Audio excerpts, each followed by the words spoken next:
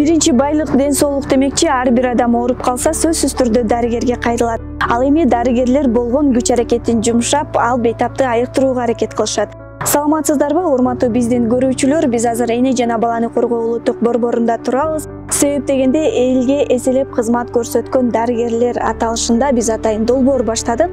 Ошол долбоордун алкагында дарыгерлердин күчүгү артында кандай эмгектери жатат, биз азыр ошол тууралуу маек курабыз. Андыктан биз менен болуңуздар.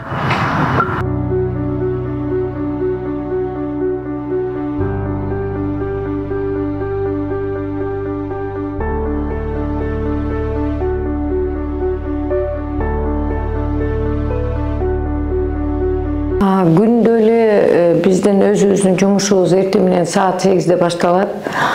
8-де башталгандан кийин биз ушул улуттук эне жана бала борборунун оорулуу ымыркайлар жана ара төрөлгөн ымыркайлар бөлүмү, ошол себептен биздин бөлүмгө бүт Булуң бурчтан, Кыргызстандан акыбалы өтө оор балдар которулат. Бизде атай ушул 6 балага деп эсептелген интенсивдүү атай биздин палатабыз бар. Ал палатада акыбалы өтө оор балдар бар. Ошол себептен түнү күнү 24 саат бою бул жерде дайым жардам көрсөтүлөт жана биздин медайымдар да, доктурлар дагы ушул жерде болушат. Акыбалы оор балдардан баштайбыз дайыма. Акыбалы оор балдарды көрөбүз.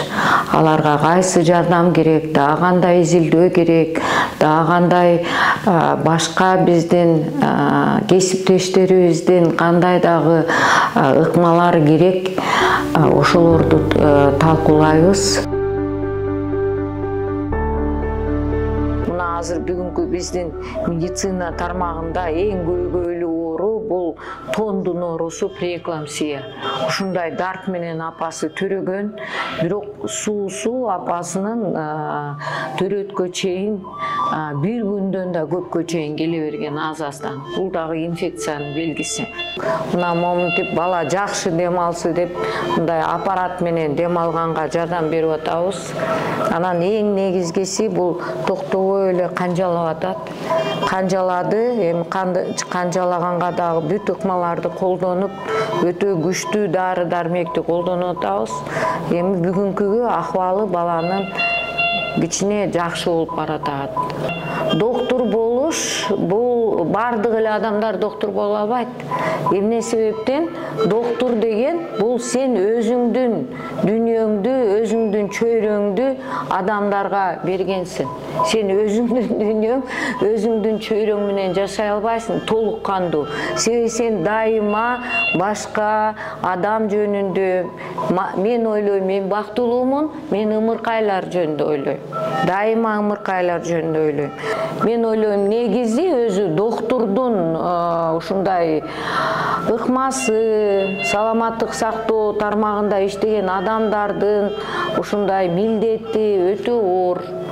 Биз баарыбыз аны жакшы түшүнөбүз.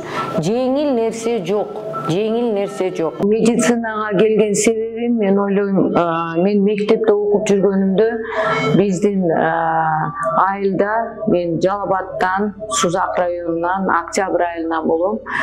Ошол жерде биздин үйүбүздөн бир аз эле жакын жерде төрөт үйү бар эле. 8-класста окуп атканымда бир жолу ошол төрөт үйүнө кечинде бардым.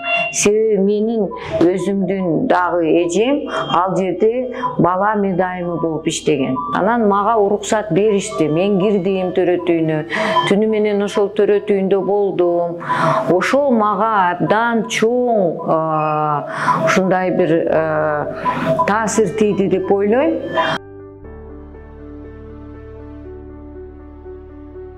Бул жерде болсо эмне? Бул жерде өтө кызыктуу. Өтө кызыктуу, акыбалы оор балдар, күнүгө ойлонобуз, кандай деңгээлде, дагы эмне, дагы кандай ыкма менен иштешибиз керек. Ошол себептен неонатология негизи дүйнө жүзү боюнча бул бир деңгээлде кардиохирургия менен. Күнүгө ыкмасы өзгөрүп турат, күнүгө. Негизи биздин мамлекетте ар бир саламаттык сактоо ошол деңгээлинде дегенде психологдун жардамы болуш керек да. Себеби оору деген бул өзү оору да, оорулуу адам келет. Ага биз бир гана оорусун ушу дарылаганга жардам бербей, ал адамды да дарылаганга жардам беришибиз керек. Институтту бүткөндөн бери 43 жыл болуп калды. 43 жыл болуп калды. Мен ойлойм, мен бактылуу адамым, себеби институттан кийин мен дагы өтө чоң борборлорду өттүм, клиникалык ординатураны өттүм. Москвада педиатрия институтунда, ал жерде эң бийик деңгээлдеги окумуштуулар, алардын китептери менен биз окучу элек. 31 жашта үй бүлө курдум, 32 жашта эне болдум. Азыр 2 уул, 1 кызым бар. Бардыгы өзү менен башка чөйрөлөрдө иштешет. Медицина тармагына эч ким барбады, себеби алар көрдү, өтө татаал, үйдө болбойт. Менин кызым айткандай, сиз капа болбоң, биз тайынем эсибизде калган, сиз дайыма эле жумушта элеңиз деп айтат кызым мага. Кээ бирде биз балдарга жардам бере албай калабыз. Кээ бирде жардам бере албай калабыз. Аракет жасайбыз, абдан көп аракет жасайбыз, бирок колубуздан келбей калат. Ошол жерде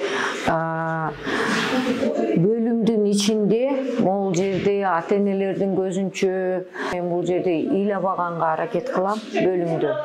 Үйгө барганда менин ата-энем өтүп кеткен, алардын сүрөттөрү турат. Анан мен жашоомо байланыштуу да жолдошум өтө эрте өтүп кетти, 2004-жылы, анын сүрөтү турат. Ошолордун жанына барып ыйлайм.